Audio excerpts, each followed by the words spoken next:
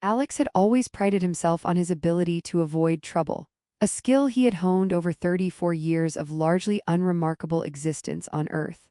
That pride evaporated the moment he stepped off the docking platform of Urandor 9, a bustling orbital trade station suspended in the outer rim of the Zelthar belt. His first mistake was trusting the hover cart rental kiosk, which, despite a cheerful advertisement promising effortless levitation for every human body type, turned out to be more of a caffeinated mechanical brat than a transportation device. As soon as he clumsily mounted the cart, it jerked sideways with a metallic squeal, spinning him into a wall of blinking maintenance panels. Sparks rained down in a pattern that almost resembled fireworks if fireworks were intent on murdering you. Alex managed to right himself, muttering curses at an inanimate object that seemed to have the personality of a caffeinated raccoon. The chaos of the docking bay made him feel dizzy, partly from the zero-gravity disorientation and partly from the lingering embarrassment of his public pratfall. He was attempting to collect his bearings when the emergency alarms erupted with a shrill chorus, sounding like an overworked xylophone with stage fright. A loud, synthesized voice announced, "Attention.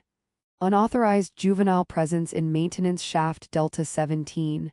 Immediate recovery required." Alex blinked. Unauthorized juvenile presence? The phrase carried a sort of bureaucratic menace, as though the station's AI preferred legalistic euphemisms to plain panic. Before he could parse the announcement, a tiny figure zipped past him, tumbling end over end in zero gravity like an acrobatic starfish. The child was glowing faintly, her eyes shimmering with what looked like liquid sapphire light, and her laughter was a tinkling, chaotic sound that made Alex's stomach twist into both terror and fascination. He lunged in his awkward human sense, which in zero gravity meant a slow, flailing drift toward the rapidly spinning figure.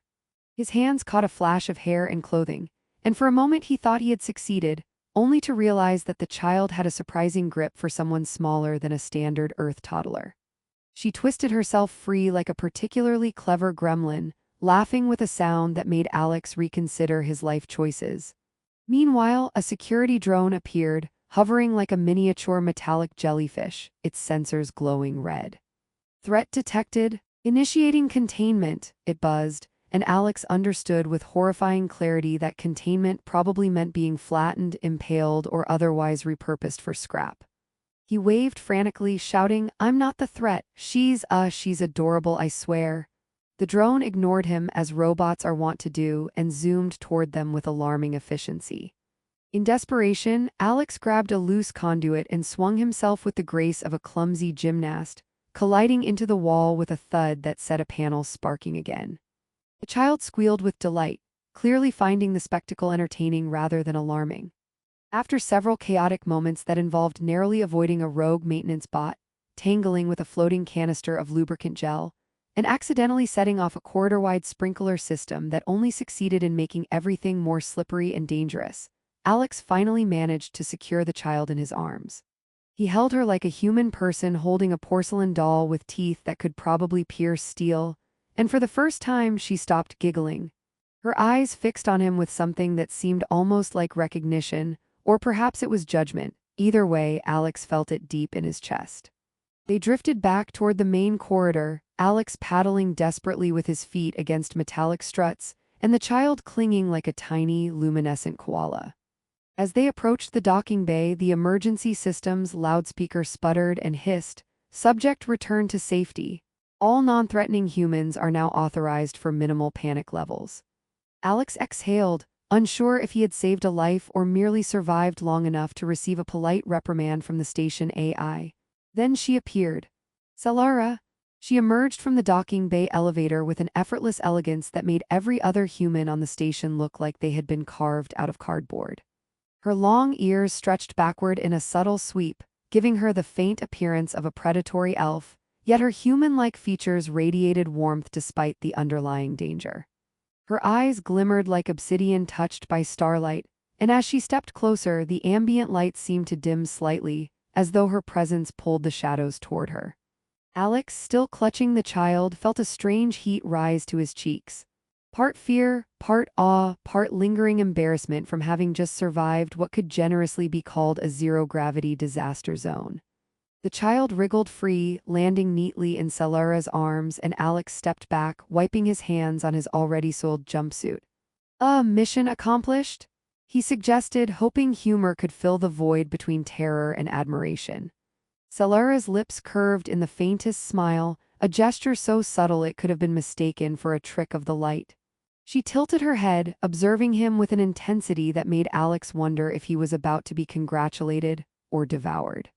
Instead, she spoke with a voice like smooth velvet yet firm enough to leave no doubt of authority. "You have saved my daughter," she said, "and for that I am in your debt." Alex blinked, trying to process what sounded like a straightforward statement that clearly was anything but straightforward. "Debt?" he echoed, his voice cracking slightly like, "I owe you debt," or a space bond debt. Celera's smile widened, and her eyes glimmered with a touch of amusement. "More personal," she replied, her gaze locking onto his in a way that made his pulse trip over itself. Alex tried to laugh nervously, which came out as something resembling a squeaky air release from a faulty pressure valve. "Right, personal debt, got it, not dangerous, alien, possibly Fang-related personal debt." He forced himself to glance at her mouth, noting, not without trepidation, that her fangs were subtly visible even when she wasn't smiling. The child tugged at Alex's sleeve, chiming in with a mischievous giggle. "He's funny, Mama," she said, and Alex found himself laughing despite the situation. "Yeah, well, I practice my comedy in zero gravity under extreme duress," he said, which earned him a tiny, approving nod from the girl and a curious look from Celera. Celera's expression softened, just enough to make the situation feel like less of a cosmic interrogation and more like a bizarre, otherworldly domestic comedy waiting to unfold. "Then perhaps," she said, taking a deliberate step closer, "you will accept a reward, a bond, not merely as gratitude but as a union of trust." Alex swallowed hard, realizing that the phrase bond was going to require significantly more mental flexibility than he had currently budgeted. He gave a weak, awkward nod. "Union of trust, sure, totally trust union, why absolutely." The child laughed again, spinning gleefully in zero gravity as though she were celebrating some private joke at Alex's expense. Alex glanced around the docking bay, at the blinking panels, the hovering drones, and the flickering lights of a station that now felt simultaneously safer and more alien than ever. He had survived somehow, and in doing so had become entangled in a reality he could never have imagined. A reality involving a vampire-like alien woman with long ears, a precocious, glowing child, and a bond that might very well redefine his understanding of loyalty, love, and life itself. And as he followed Celera and her daughter down the corridor, trying not to trip over floating tools and the occasional errant wrench, he thought, with both dread and reluctant excitement, that perhaps heroism wasn't so much about courage as it was about surviving long enough to hear the punchline. Alex floated behind Celera, clutching the straps of his harness like it might magically anchor him to some semblance of normality, which, on Urandor 9, was about as likely as a shuttle piloted by a sentient octopus. The corridors of her ship were alive in ways that were simultaneously fascinating and terrifying. Panels shifted underfoot, lights pulsed like the ship was breathing, and soft, melodic hums accompanied the movement of the walls. Alex's first instinct was to apologize for being a human in the presence of alien architecture, but he realized the ship had no concept of etiquette for humans, so he settled for muttering apologies to every passing panel and floating conduit. The child, whom Alex had learned to call Lyra, zipped around the cabin with the glee of someone who had zero fear of death. Her laughter echoed off the curved metallic walls, bouncing like tiny meteorites ricocheting through space. She reached out and tapped a control panel, and the floor beneath them shifted slightly, tilting Alex forward and sending him flailing into a low-hanging arm of the ship's interior structure.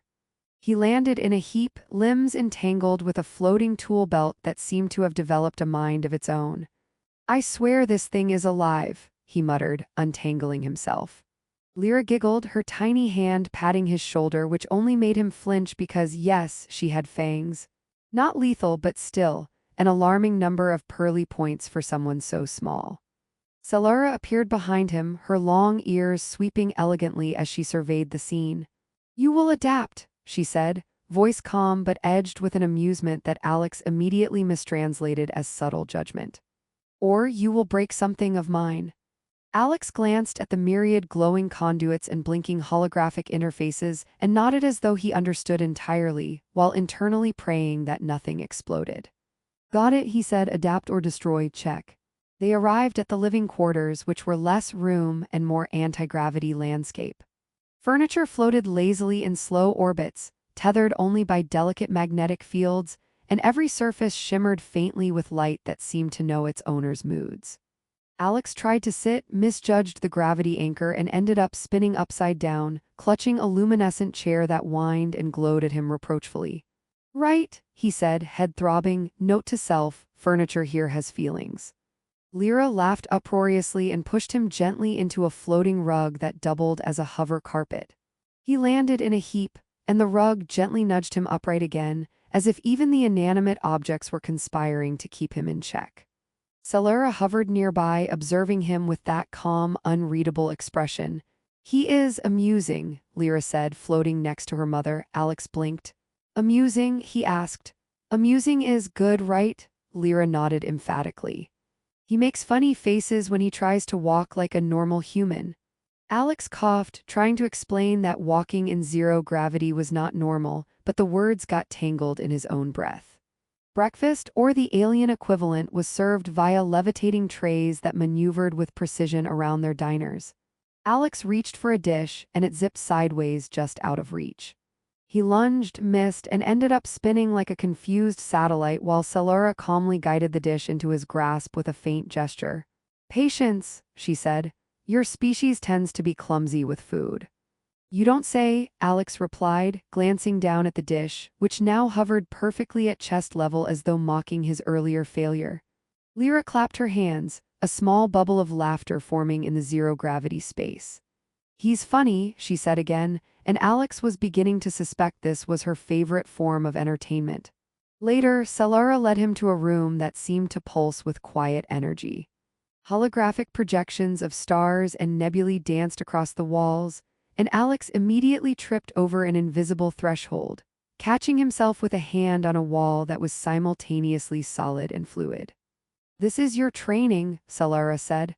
"To live among us is to understand the rhythm of things, to anticipate movement and intention. It is not merely survival, it is adaptation." Alex took careful notes in his mind while failing spectacularly in practice.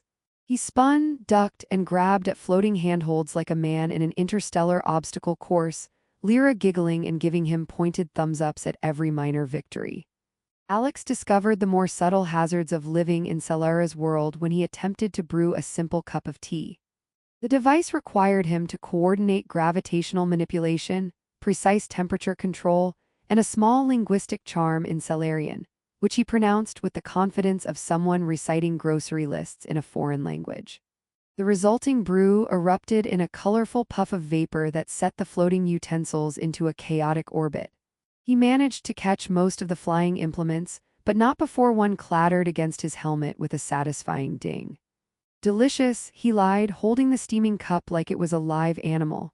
Lyra clapped again, utterly delighted, while Celera's subtle smile betrayed the faintest amusement. As the day drifted on, Alex began to realize the complexity of Celera's life. She was not only a powerful vampire-like alien capable of immense physical feats and subtle manipulations of energy fields, but also a mother navigating her daughter's curiosity and mischief in a delicate zero-gravity environment. Alex's role seemed simultaneously simple and absurd: protect, survive, and somehow not break the rhythm of their lives. Humor became his shield. If he could laugh at his failures, perhaps the universe would forgive him for them. Evening arrived without the sun, because space did not concern itself with terrestrial timekeeping. The ship's artificial lighting shifted to mimic twilight, casting a gentle glow over Alex as he floated alongside Celera and Lyra. He attempted a joke about zero-gravity bedtime routines, which made the child laugh until she spun in a tiny orbit. Celera's ears twitched slightly, and for a moment Alex imagined he saw the faintest shadow of a smile. "You are resilient," she said, voice low, almost conspiratorial. Alex gave a mock bow, spinning slightly as his foot tether disengaged. "Resilient," he repeated, "or just incredibly lucky to have survived your domestic training so far." Lyra giggled again, clearly approving of the sentiment, and Alex realized that amidst the chaos, the laughter, and the floating mishaps, he was beginning to belong here, in this absurdly complex, mesmerizingly alien little family. By the time Alex finally allowed himself to relax in the gentle pull of the ship's magnetic fields, he was exhausted, exhilarated, and more terrified than ever about the bond Celera had hinted at. Yet he couldn't help grinning, thinking that if surviving a day in Celera's world with humor intact was a measure of human adaptability, he might just have a chance. And as he floated into an improvised sleeping pod, tangled slightly with a tethered blanket that refused to behave, he thought, with a mixture of dread and excitement, that perhaps his life had finally become interesting enough to make the universe worth it. Alex woke to the gentle hum of the ship's core, a sound that had become oddly comforting over the past few weeks. The zero-gravity pod he had learned to tolerate had somehow molded around him, each tether and cushion adjusting perfectly to his contorted, sleeping form. He blinked at the soft, pulsing light, feeling the faint tug of magnetic fields, and realized he no longer feared the unpredictable whims of Celera's home. Somehow he had adapted, though adapted often meant floating into walls, tripping over tethered rugs, and accidentally launching small appliances into orbit. Lyra, of course, found all of it endlessly entertaining. Breakfast in zero gravity had become a full-scale comedy show. Alex attempted to hold a cup of nutrient gel while simultaneously catching a levitating toast rack, which zigzagged past him like a hyperactive insect. Lyra giggled, reaching out to prod him mid-flail, and Celera, with her long ears slightly twitching in amusement, calmly corrected his trajectory with a subtle hand gesture. "You are improving," she said, voice low, the faintest trace of pride in her tone. Alex bowed theatrically in thanks, nearly colliding with a floating fruit orb which exploded into a harmless shower of fluorescent juice. "I'll take that as high praise," he said, licking a streak of purple from his sleeve. As the day progressed, Alex noticed the subtle shifts in Celera's demeanor when she thought he wasn't looking. Her eyes softened when he interacted with Lyra, her movements fluid and almost playful, and occasionally he caught her humming a low, melodic tune that seemed to resonate with the ship itself. Alex found himself realizing, in the quiet moments between mishaps and laughter, that he had grown attached to this alien life. He was no longer the hapless human stumbling through cosmic corridors.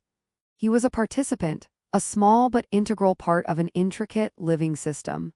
Midday brought an unexpected interruption.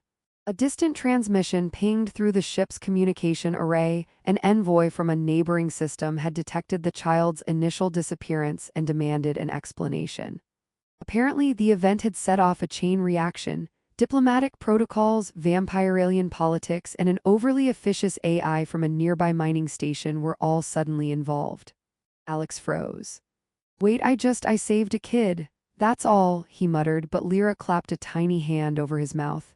"SHH, you're the hero now, let them write the reports." Celera appeared beside him, her long ears twitching in that characteristic way that always made Alex feel simultaneously seen and mildly terrified.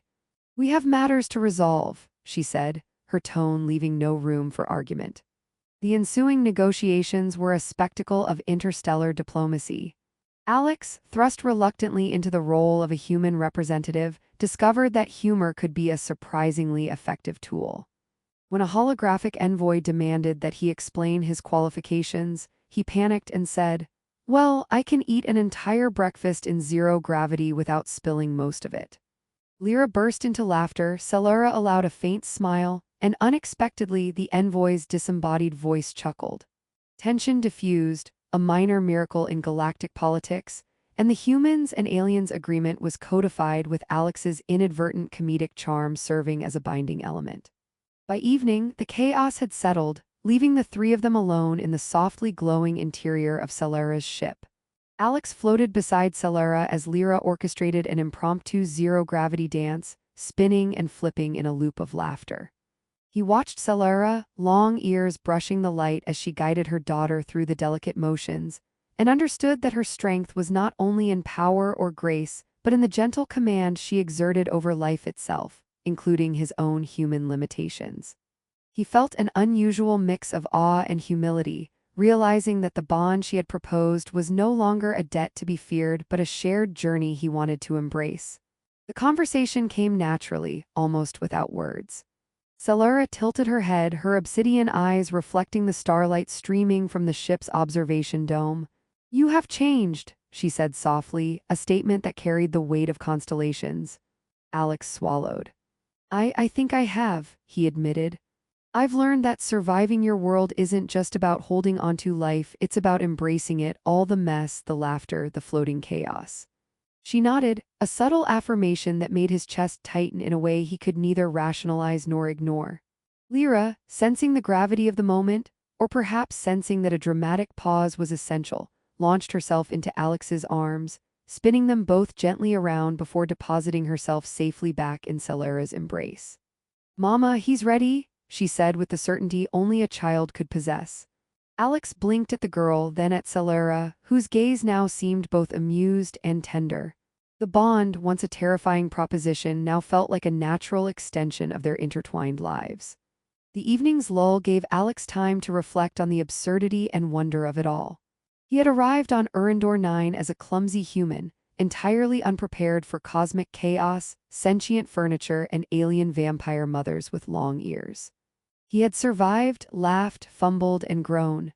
The small victories, catching a floating utensil, not breaking the grav field controls, calming a diplomatic envoy with humor, had accumulated into something far larger. Confidence in himself and an understanding of life beyond the narrow limits of human expectation.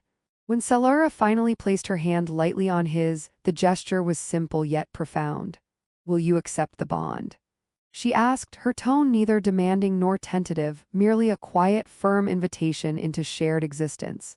Alex considered the journey, the panic, the levitating chaos, the laughter, the alien lessons in grace and patience. He thought of Lyra's sparkling eyes, the warmth in Celera's presence, and the exhilarating unpredictability of their lives together. "Yes," he said, his voice firm, carrying the certainty of someone who had faced cosmic absurdity and come out laughing. "Yes, I will." Celera's smile was subtle, yet it carried the weight of galaxies. Lyra squealed and twirled in celebration, sending them all into a gentle orbit around the observation dome. Alex laughed, a full, genuine laugh, feeling a sense of completion he had never imagined possible.